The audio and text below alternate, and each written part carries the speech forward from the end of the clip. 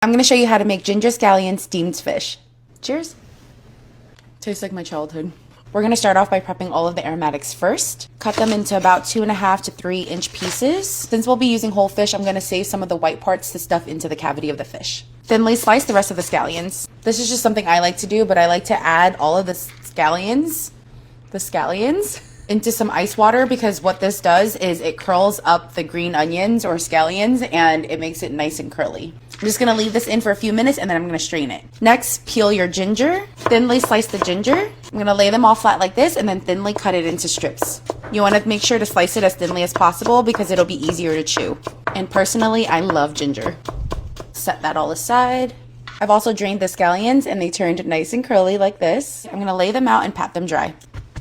For this recipe, I'm going to be using a whole sea bream, but I usually use striped bass, but I couldn't find it. You can also use a fillet for this, but I like the whole fish because this is how I grew up eating it. I'm just going to make some slits on the fish to open it up and so it cooks evenly. 3 slits should do the trick, and I'm going to do it on both sides. Cut the slits down all the way to the bone. I'm going to stuff the cavity with a few pieces of garlic, scallions, and some leftover pieces of ginger. I'm going to put the whole thing back on the plate and we're going to take it to the stove. I'm going to steam the fish in a wok. Place a steamer rack right inside and carefully place the whole fish on the rack.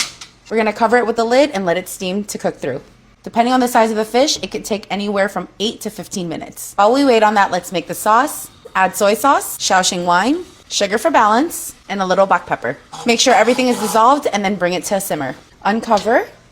Free facial. Carefully lift it out and then pour out the extra broth.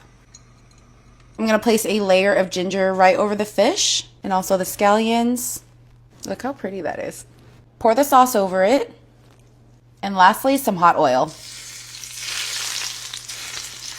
This smells amazing. Now let's give it a taste test. Dip it in the sauce.